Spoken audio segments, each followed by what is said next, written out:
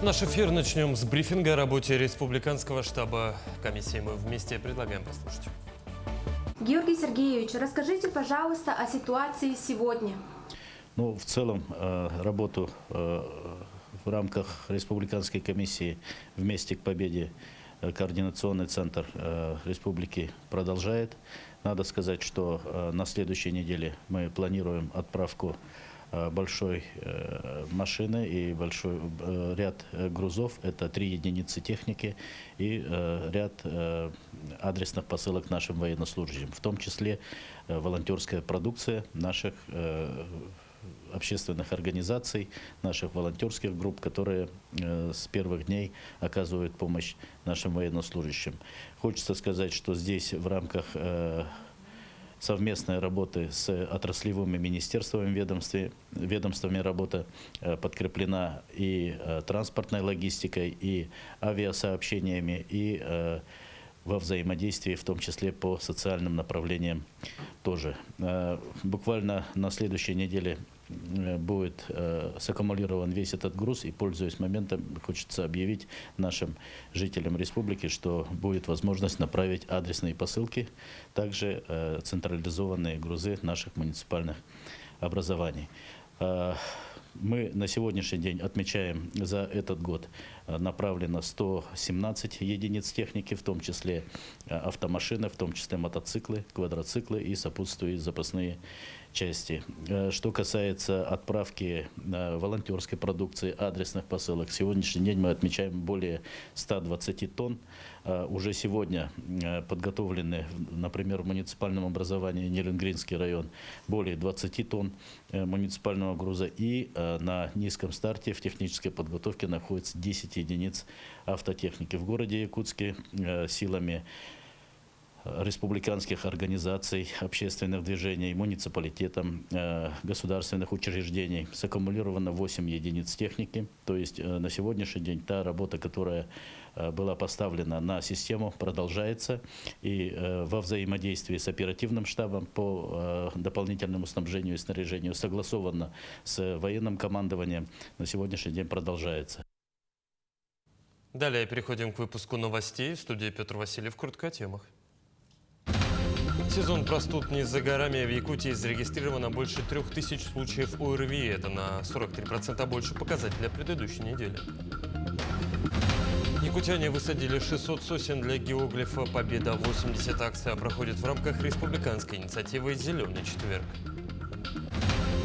4 ретро-автомобиля, 6 водителей и долгий путь через всю страну. Из Владивостока дали старт грандиозному автопробегу, охватившему 33 города страны. Вопросы внедрения практики весогабаритного контроля в республике, штрафов и внесения китайской и японской техники в федеральные стандарты обсудили на совещании, посвященном проблемам весогабаритного контроля. Участие в нем приняли депутат Госдумы России Галина Данчикова, зампред правительства Дмитрий Садовников, министр транспорта Владимир Сивцев и отраслевые организации.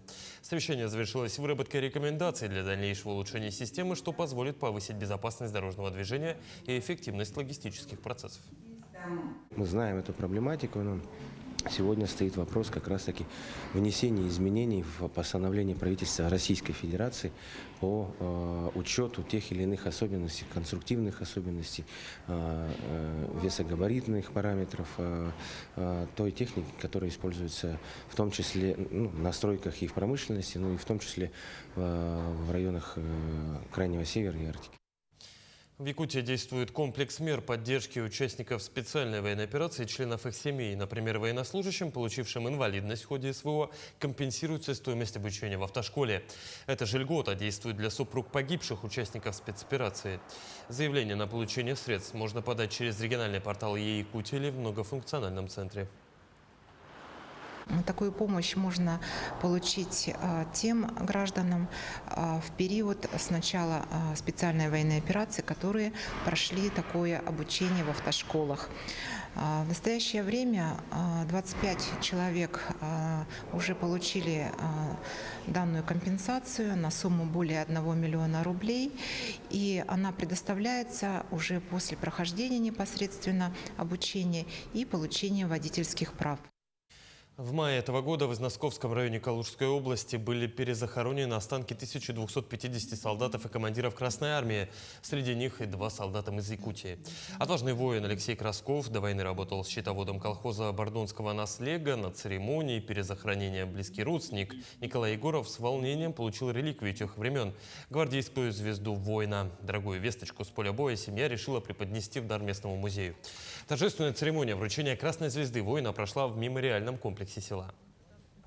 Спустя столь годы, ориентировочно 84 года назад, наш боец впал на поле боя. И через года звезда нашего бойца нашла свою родину. И она сегодня вручилась в нашем музее, и она будет храниться и в наших сердцах, и в нашем музее. О том, что мы никогда не забудем эти годы. Никто не забыто, ничто не забыто. По данным оперативного мониторинга, на 7 сентября в Якутии зарегистрировано 3732 случая ОРВИ, что на 43% больше показателя предыдущей недели. В структуре заболеваемости доминируют коронавирусы, вызывающие COVID-19.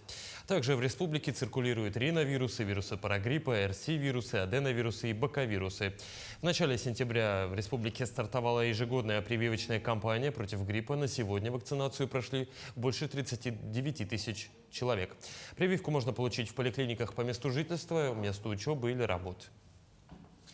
Сегодня в стенах Центра духовности в Горном районе в очередной раз прошла акция «Здравосмотр», направленная на повышение медицинской грамотности и раннюю диагностику заболеваний.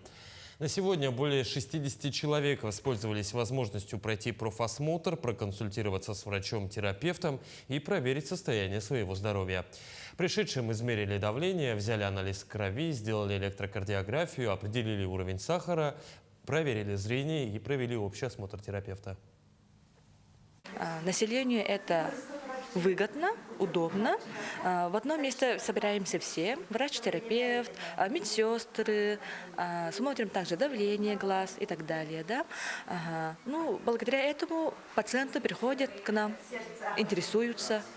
И самое главное, приходят пациенты, которые ранее не были обследованы.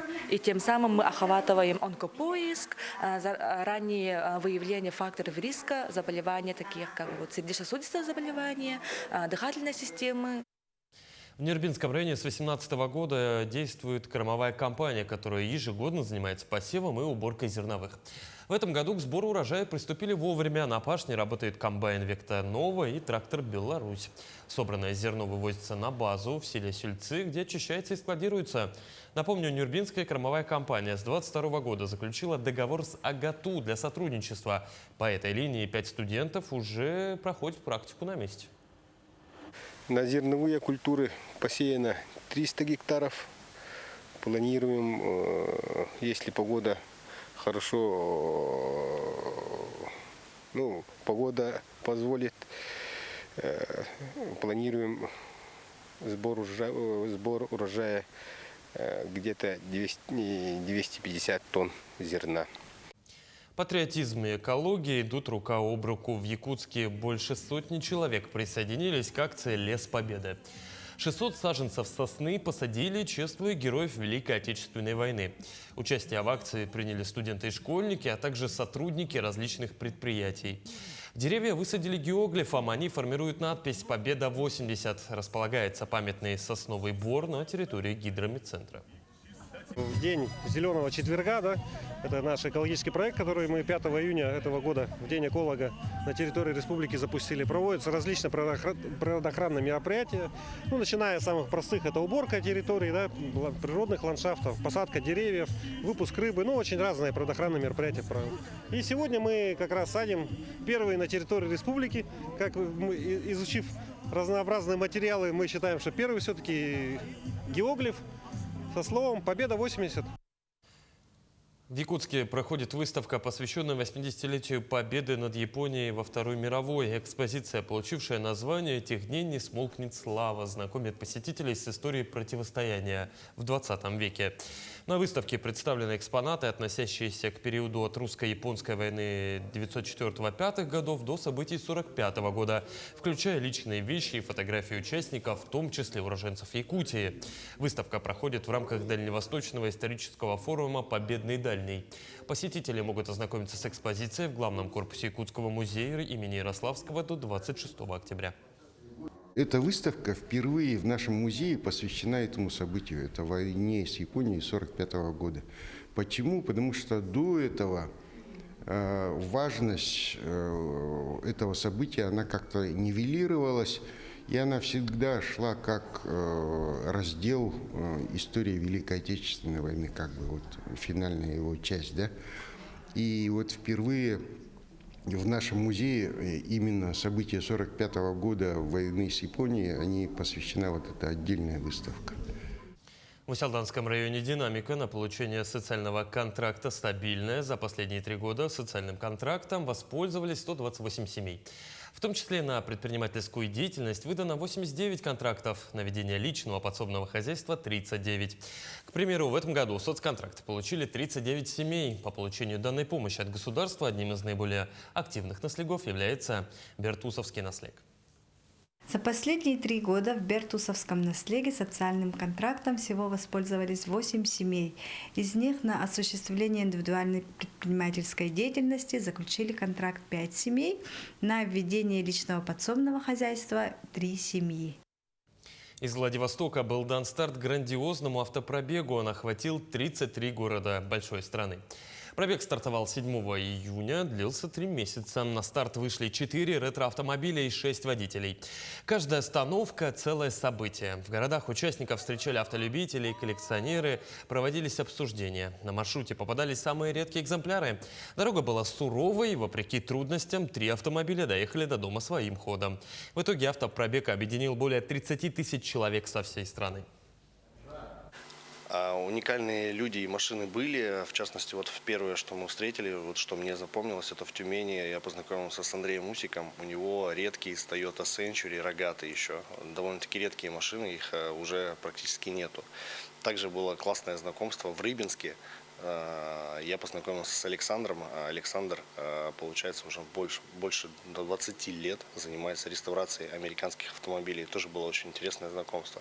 И таких людей, на самом деле, очень много. Их список очень большой. И эти люди еще рассказывают о других людях, которых тоже рекомендуют заедь к ним, посети. И поэтому мы уже рассматриваем следующий маршрут, когда нужно проехать, увидеть это все, рассказать и показать своей аудитории. На этом все. До встречи в дальнейших эфирах.